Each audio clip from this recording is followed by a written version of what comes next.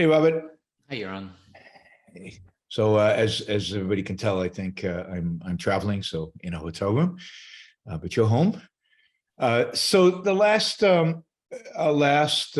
Substack we wrote about, or you wrote about cryptocurrency and the potential for crypto as a new technology to really change the way firms raise money. And one of the things you kind of start speculating or mention in the piece, but don't really develop is this idea of crypto as a new mechanism for establishing corporate governance and kind of the relationship between employee and the structure of ownership around it. So we thought we'd riff today about that. And it's really going to be a riff in the sense that this is one of those cases where we haven't really thought a lot of this through, but we're just starting to think about it, and this will help us develop those thoughts. And we expect to have something in writing in the next few weeks. So this will be a good time to start. So let's first maybe summarize kind of what you did in the article in terms of how firms can raise money and really organize themselves around crypto, and then we can get into the question of governance. Well, it's sort of self-evident that a lot, if not all, of the major progress that we've made as human beings over the last couple hundred years has been centered around the corporate form. I mean, there are these exceptions like the Manhattan Project or the Apollo program that happen outside of a corporate form, but they're talked about all the time because they are the exceptions. So you have a couple of things you can point to, and if you try and generalize, you're making a great leap of faith versus if you point at SpaceX and say, well, SpaceX will probably do some really interesting things. There's a lot of history to lean on there's a good chance that could happen. And the reason for that is because the firm is a very effective form for organizing people and allocating decision-making and economics in ways that really work. And that has evolved over decades, centuries even. We basically all follow, in the United States, Delaware corporate law. And so there's a framework for how you can organize people. And it comes down to, if you want to have a diverse group with lots of different skills and talents, get passionate and aligned around a particular goal, it really helps to have a framework you can fit them into. And so now in Silicon Valley, you get a small group of people that you call founders. They organize around an idea. They may work on it for a while without bringing anyone else in or raising any money, but it really doesn't take off until they start to broaden the effort. And that goes in two dimensions. One is they start bringing additional entrepreneurs in as early employees. And second, they partner with a venture capitalist so they can start marshaling the resources to really accelerate whatever it is they're trying to do. And that is extremely effective, but it's also very expensive. And it happens to be the best way that we've come up with to do things so far.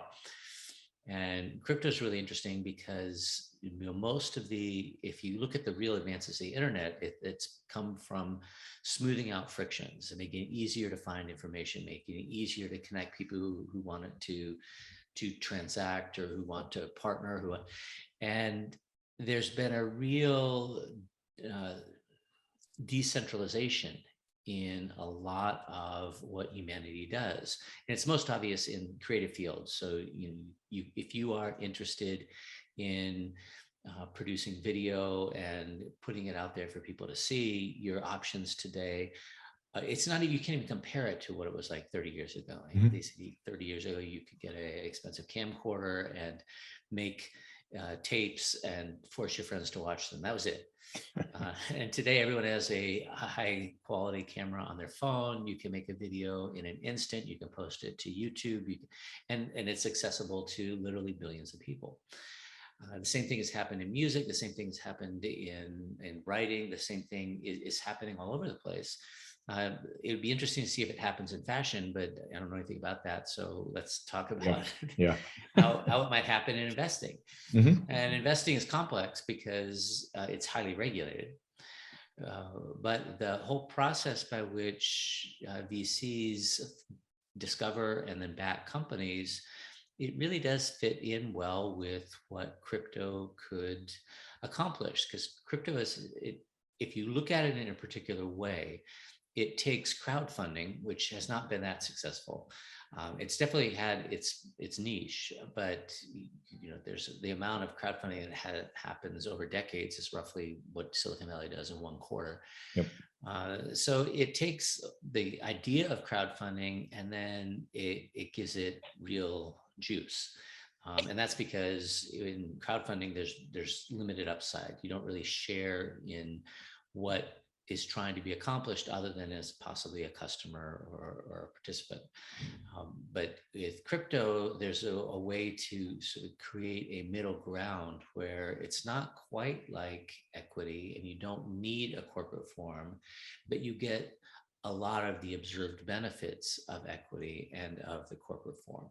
And that's what I think, if you look at crypto right now and what's the killer application for how it could change the world and make things work significantly better than what we're already doing, that's, I think, a great candidate.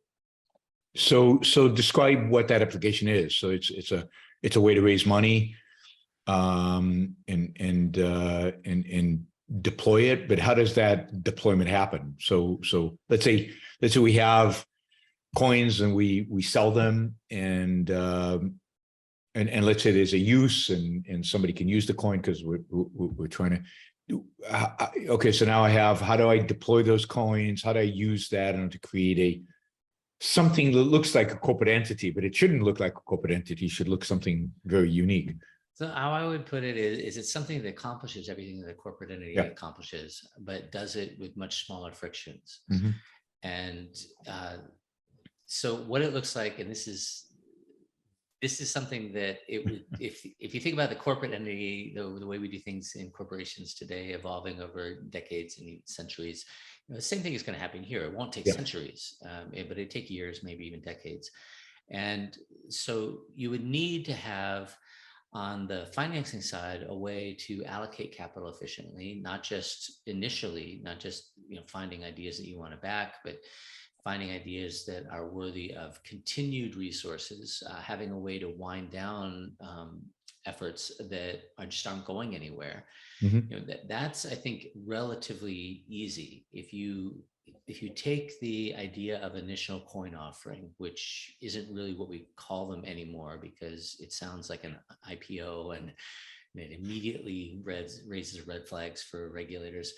But if you take that idea of having coins that are initially available to fund development, and in the long term are used as a utility token to actually do something inside of a particular project once it's developed, that comes together pretty easily.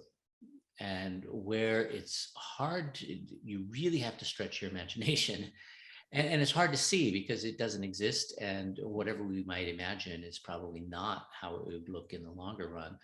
But how the existence of those coins could be the lubrication for actually organizing people and creating the kind of decision making that's necessary to take an idea and build it, turn it into what looks like a startup, and then turn it into what looks like a really successful company that's doing important things in the world and reliably providing some good or service or transaction opportunities, whatever that idea is. And it probably makes more sense to get into this more concretely. So we have this example of the Stay Network, which is Airbnb. Except it's not Airbnb because there is no company, but it develops with its stake coins. But there's a lot of stuff going on behind the scenes. I mean, Airbnb has thousands of employees and it has founders that provided guidance.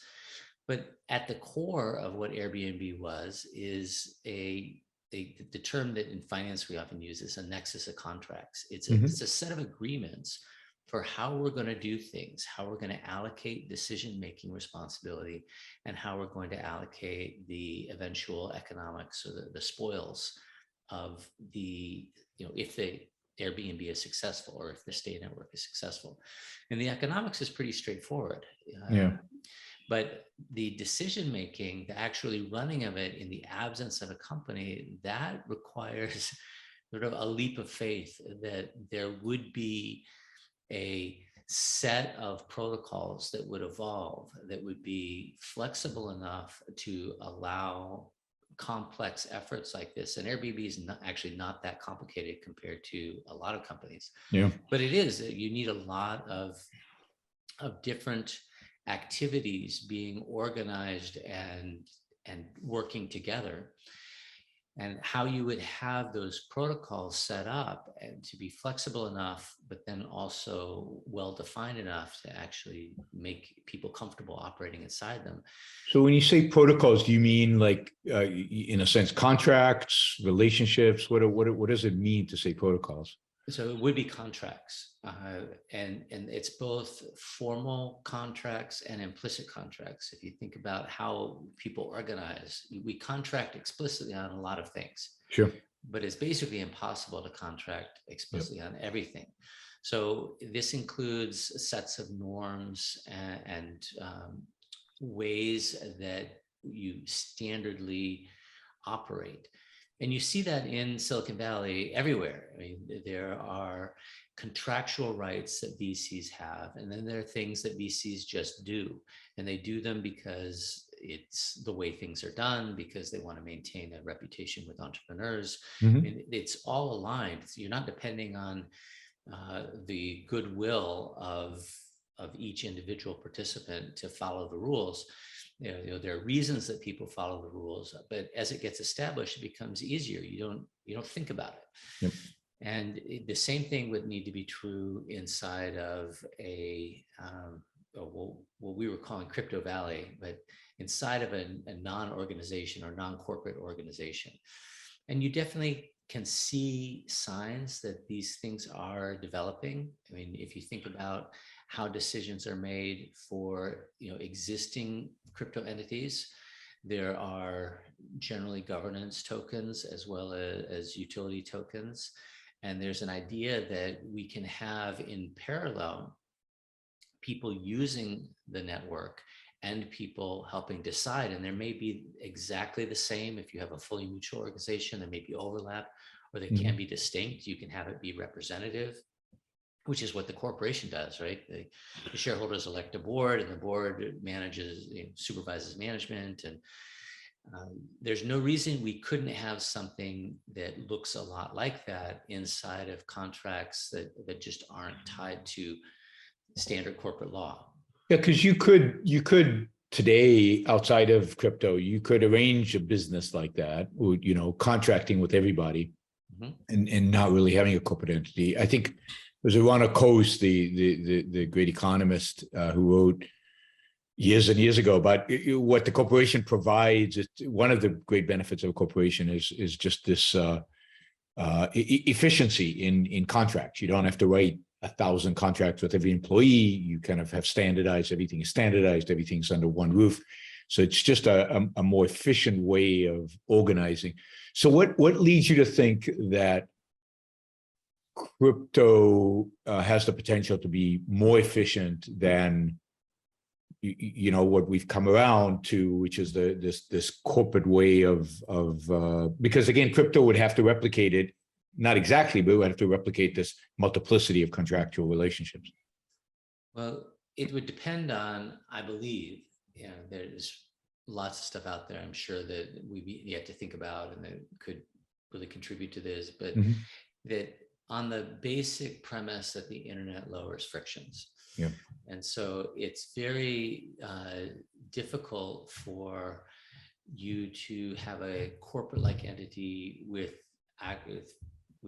dumb contracts, basically physical contracts, where each individual has to contract with each other. So the number of contracts grows exponentially as the organization grows, as opposed to if the corporation is that nexus, then everyone can contract with the corporation, which is effectively contracting with each other. Yep. it's in a sense of representative contracting. So you would need to have real efficiencies in contracting, and you could have a nexus with some entity, non-corporate entity inside of the crypto-based organization, and sometimes people have set up what they'll call a foundation that is going to be central and provide that. But if you're just mimicking the corporate form with and calling it different things, that's not really that interesting. If coins are actually shares of stock, and you have a board of directors, but it's called something else, and you have a central entity, but it's called a foundation. Well, the evolution might have to go through that in order to get to the ultimate. So it's absolutely, and anything that you want to try right now, I think is great, because we're going to learn something from it. What to do, what not to do, how regulators react. All of these things are big unknowns right now. But if you take it as an option to eventually evolve into where you have more of a cloud of contracts, where you don't necessarily have individual contracts from each person who's involved to each other person to involve, but you have something that's different from everyone contracting with a central organization and something in between with everyone contracting with each individually. That's more of what I envision. And that's sort of understanding the blockchain and smart contracts have the potential to make possible. Well, if you get extremely efficient contracting, then if you needing exponential contracts is never going to work well. And exponential growth is something you just can't overcome, no matter how smart you are, or how cheap you want to make your contracts. But if you can get something in between and you get very efficient contracting, that could be really interesting. And that's what the internet and generally, and to some extent crypto more specifically, is getting really good at, is to bring down things that are low cost and we consider to be solved problems, because the cost is low, and cutting them by another order of magnitude, which in an absolute sense might not be a huge amount, but it allows for things that just weren't possible before. For example, if you wanted to reintroduce barter into the world, you could do it way more easily today than you could 20 years ago. Because you just put it in an app on a phone, and suddenly barter seems like a pretty legitimate option. It's still not going to be as efficient as having markets, but it's actually it's in the same area code. It's no longer something it would just be ridiculous to be doing. Yep, absolutely. So have you given any thought to how, with all these contracts, how we create a situation where there actually are managers, if those managers and then employees, in a sense of just organizing activity, when there is no, or how you have a visionary like I don't know, a Steve Jobs who guides a company when there's no company, in a sense, where there's just this nexus of contracts. Well, it's hard to imagine. But if you think about it, if you take Apple as an example, and so you have the original founders. Now, those are still going to absolutely be core to whatever's going to happen. When we talk about ingenuity, we're not talking about some sort of global phenomenon, even though it is. It's really each individual person has the ability to come up with ideas and then figure out ways to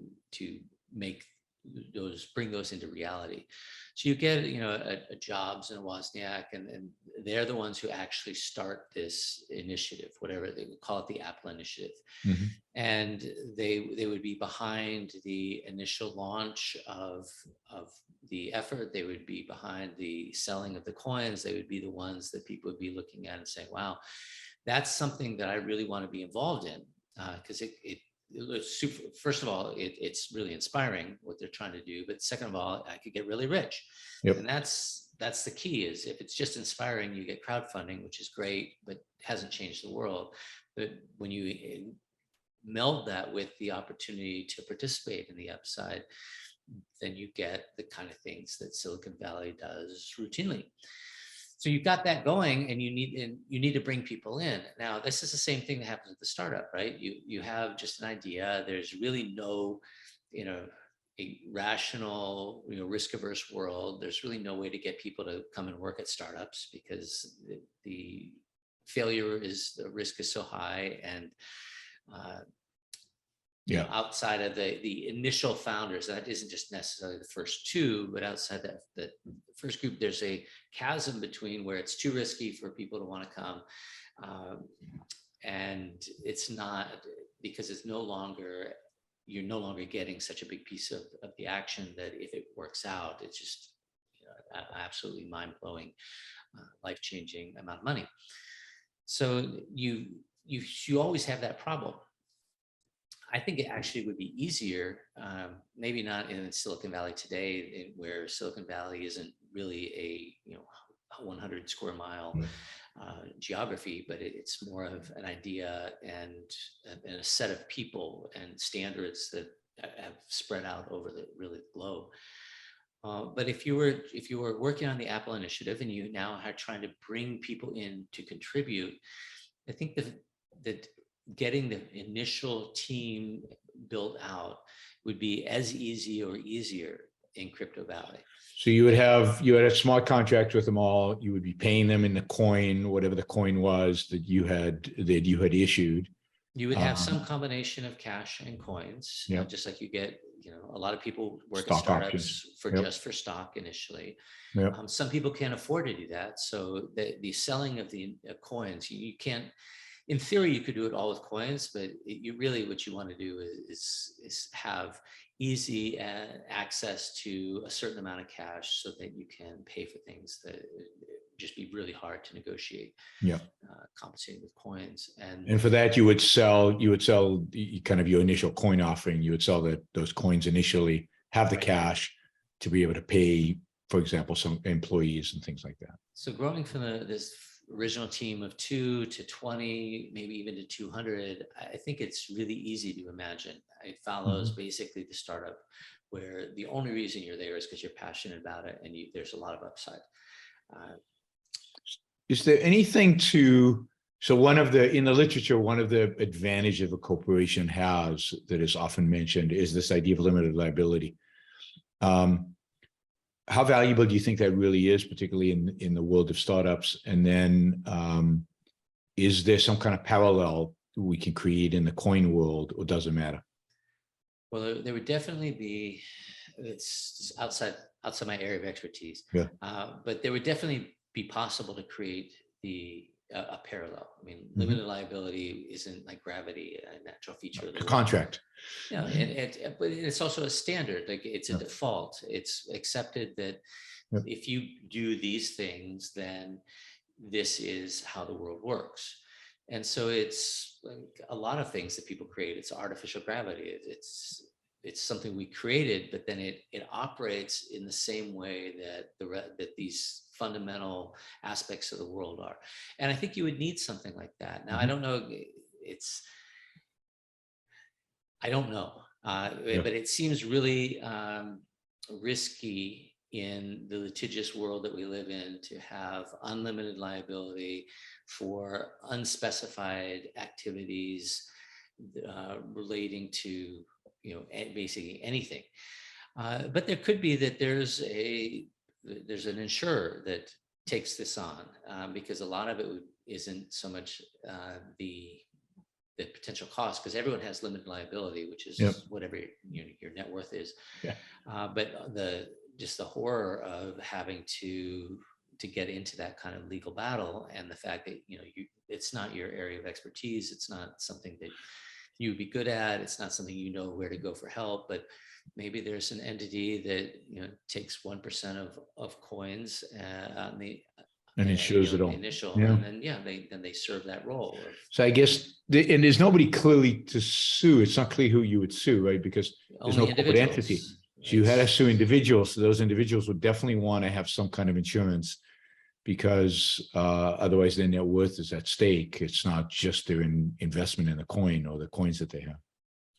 Yes, and that's, but what that would look like, Yeah. whether it would be Yeah. indemnification that would evolve as part of the legal system, or whether that there's some kind of insurance contract that would get standardized. But basically, if you can make things predictable, Hmm. then everything runs a lot more smoothly. And that's what corporate law is it's to make Oh yeah. things predictable. And Yep. you would need the same thing inside of a crypto valley ecosystem. As long as you make it predictable, people figure out how to operate in that environment. Do you know if the ICOs, the initial coin offerings that then I guess the regulators banned at some point, were they done within corporate entities? I mean, were they done within kind of traditional business, or were they already starting to experiment with new kind of forms of governance? Already starting to experiment. I mean, it was done in both directions. I don't think it's as interesting if it's done within inside a corporation. So, Sure. Why not sell stock Yeah. and just use the dollar? But it was, there were ICOs for both. Unfortunately, the ICOs got banned before we got Yeah. a lot of learning. Now, when I say they got banned in the United States. But when you ban things in major markets, then they go out to the peripheries, and how they evolve is not the same as they would have if they had been inside of a major market. So it would be great to see something that had more of a runway than ICOs had. And we are seeing it to some extent. There's a lot of chatter now at the SEC about all of these things being securities. Fortunately, I guess you have a turf battle, so the FTC wants them all to be commodities so that they get to regulate them. And as long as those two are fighting, then there's runway for things to happen. I don't understand NFTs in a lot of ways, but one thing I do know is that NFTs are super interesting as a way to sidestep this. There would have to be something that makes NFTs essentially fungible while being non-fungible. But basically, if something is unique, I mean, if you're talking about a JPEG, it's protected as free speech. I mean, it becomes a different animal than if you're saying than a Bitcoin. That the very basis of it being unique makes it expression, and expression is very hard to regulate in the United States. And I think that's a huge feature. Is if you somehow tap into that, then you would get even more runway than just a turf battle gets you. But at some point, you have to start. If you're doing the Apple initiative, you have to start managing not just hundreds of people, but hundreds of teams and tens of thousands of people, and a manufacturing supply chain with all sorts of complexities, and how you do that seems like it's just like an overwhelming, it couldn't possibly happen outside the corporate forum, until you think about, well, how do you do that inside the corporate forum? I mean, it's hard to wrap your brain around, even inside a big company like Apple. I mean, you have all these different people who are both being directed, but are also self-directed.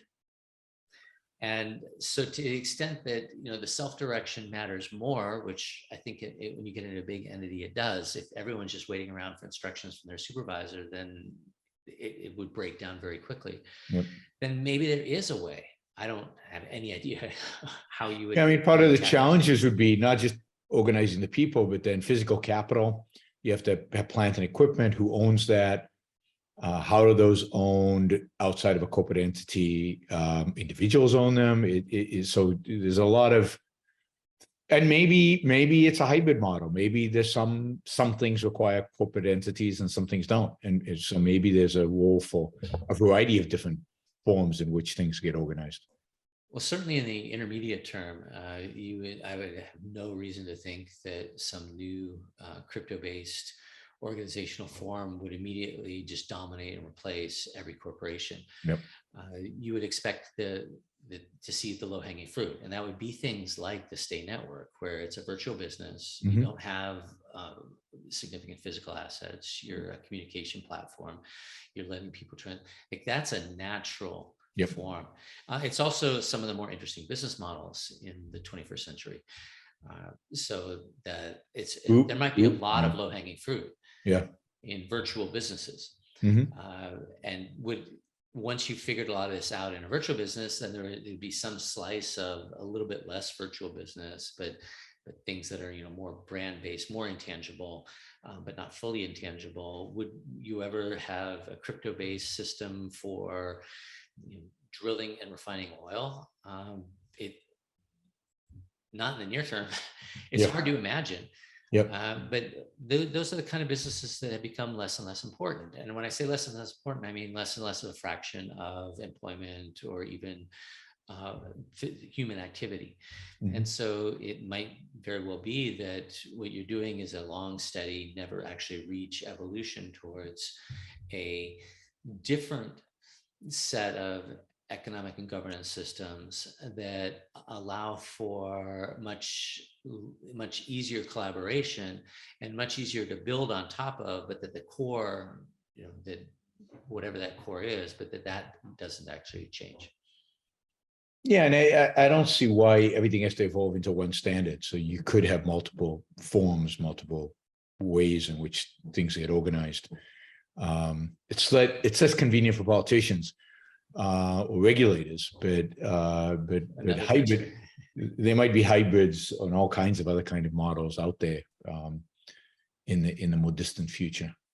Yeah, it's a little disturbing that the corporate model is so pervasive, even within small organizations that you think could maybe do something a little differently, and you just have to believe that that's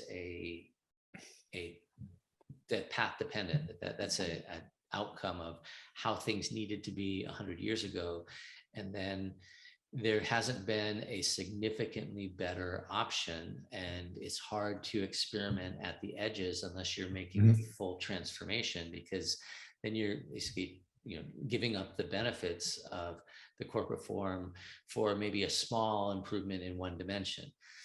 But one of the great, from my perspective, one of the great evils of regulation and of the particular tax code, the kind of tax code we have, is you said earlier that you need predictability. Regulations have evolved in a particular way to encourage particular types of businesses and make those predictable. And once you break away from that, you're in an unpredictable world. And just think about how the tax code does that. I mean, the tax code makes it certain types of businesses much more economically viable than other forms of businesses, just from the perspective of how much taxes you pay.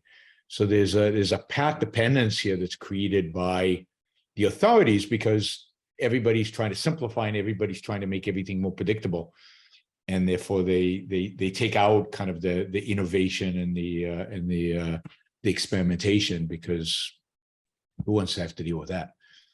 Yeah, I think that there's a tug of war in, the tax code is just monstrosity, but in theory, you could, the idea of having a tax code is that you don't just have a tax collector going around and taking a look at how tall your corn is and deciding how much you have to pay, but you create predictability, but then there's this ongoing incentive to create complexity that you can exploit. Yep. And you certainly see that in terms of how corporations are regulated. The idea of regulation is to create certainty. You have a lot of uncertainty. The alternative regulation is that when people disagree, there aren't rules in advance that they litigate after. Yep. And that's sort of I don't know if that's the epitome of uncertainty, but there's a lot of uncertainty inside of litigation. But I agree with you that if you get lazy in terms of how you want to make things predictable, then you don't make general principles predictable. You make the specific rules, and you get the rules, they become more and more detailed. And as they become more and more detailed in different places, they start to become mutually inconsistent. they contradict each other, and then you end up with the world we live in. Yep. Which we are trying to change. All right. So thanks, Robert. This has been, this was interesting.